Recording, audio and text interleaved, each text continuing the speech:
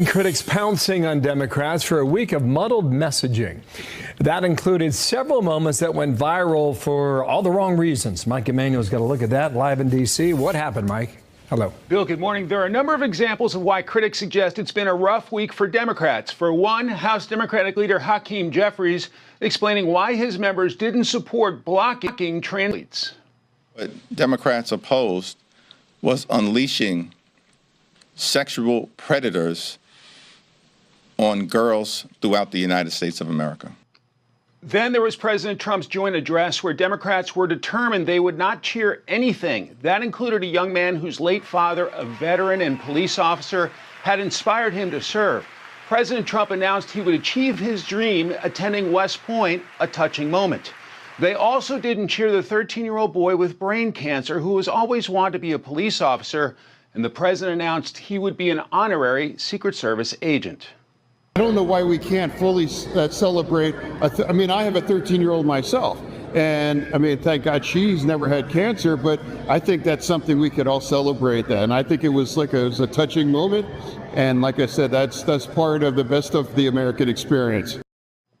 Fetterman went further, blasting his party on X this morning with #TheResistance, snub a 13-year-old cancer survivor, joint addressed protest paddle bonanza, bizarre pick your fighter videos, hold our beer, government shutdown. Fetterman writes, never, never, never vote for a shutdown ever, with a Politico article headline suggesting Senate's Democrats' impending choice, shutdown or surrender.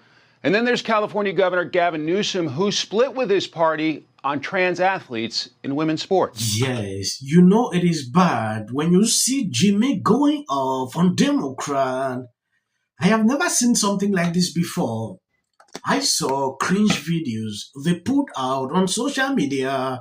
I don't know if it's the fight back they have been talking about for a very long time. When you take a look at this tweet, which I'm going to show you the video, Jimmy mocks Democrat, cringe TikTok video. What is that supposed to do besides embarrass everyone involved? Maybe I will look into getting a medically induced coma for the next 4 years as a way to sleep it out. They are tired.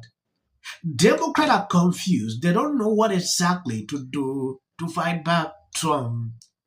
They tried this one, it will not work. They will skip to this. Trump is mixing these people like never before. They spent last 2 weeks going after Elon Musk. Now that changed course. I'm seeing something different. They are now going on TikTok. It is so embarrassing to see what they are doing. It is important we take an exclusive look into what is going on exactly. As the pile of crazy starts to build, a lot of people have been wondering how and when the Democrats are planning to fight back. Well, look out, because we got a plan.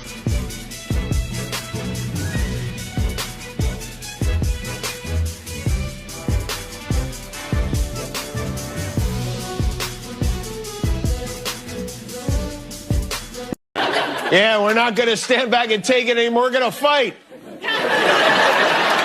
What is that supposed to do besides embarrass everyone involved with it?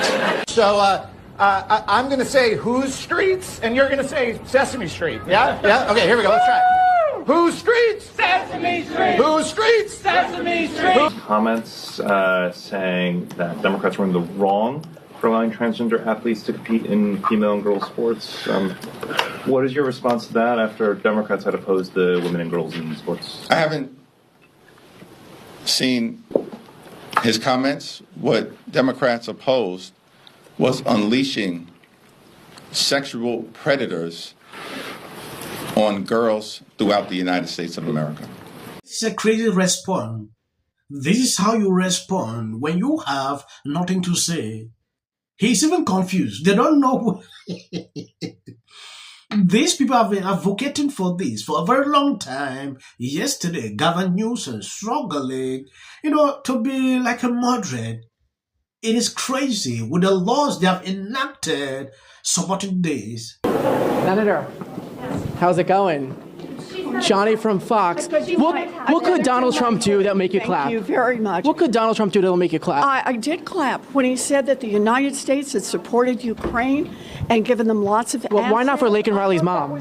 How was that speech last night? Did you love it? Well, I watched it. I don't think that was the best look for our party last night. Very disappointing. So you didn't stand up for anything? The president got before the American people, didn't talk about how he could drive down grocery prices. Senator, why weren't you standing yesterday for anything? Very important hearing right now on anti-Semitism. But you didn't stand for anything at the speech last night. I don't know what you're talking about, where you got that information. Well, there was nothing the president had to say. Laken Riley's mom, either you didn't stand for her. Factual or truthful or anything like that. We applauded. You don't think it's worthy to stand up for her like everyone else? We should applaud. I need you to move. Congressman, why didn't you stand for the speech? Have a good day. I need to go to a meeting. 80% of the American people, according to CBS, loved the speech. Again, I don't think with the United States. Are the Democrats out of touch? The United States of America. Forgive me for voting here. Forgive me for being out of breath. I don't know what speech they were watching. They were watching the president's speech, Senator. Really? It wasn't worth watching. Why was Al Green so disrespectful? You got to ask Al Green.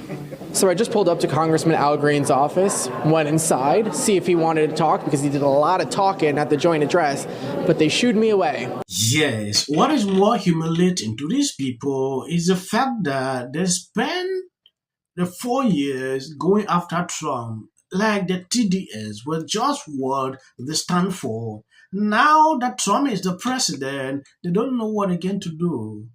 Attacking him, doing this, it didn't work out, so they are confused. Reason, Democrats are in search of someone that is an outsider that can be like Trump, to be the head of the party. They can't still even figure out.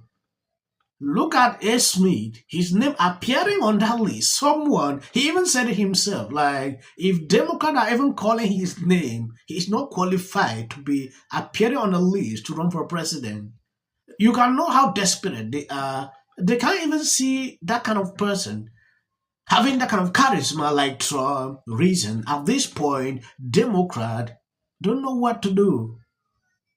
You think about TikTok as a trend. We are trying to reach out to different people and different voters. And the woman who produced this is an influencer with 7 million followers. So this is lighthearted, it's fun. And every time you do something creative, you're going to get criticism, right? But I actually applaud them for trying to do something different. And here's the reality. 7 million followers, whether you think it's cringe or you like it, we're on CNN on a Thursday night, and we're talking about it on national TV. But I guess my question is, to what end? I don't get it. Like, I don't get it. I mean, maybe you will get 7 million eyeballs, but what is the point? I am not accustomed to helping your party do anything. Yep. But let me give you some advice.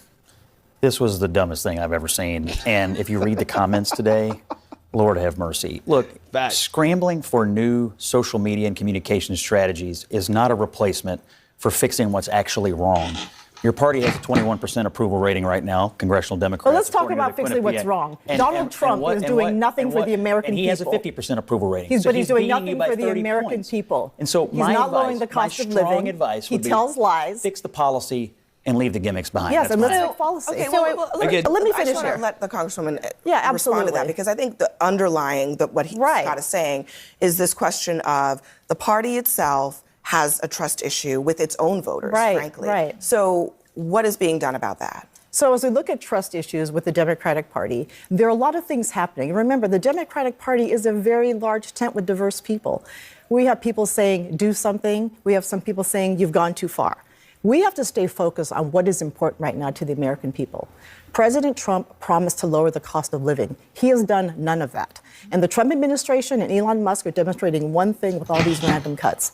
They don't care if you get sick.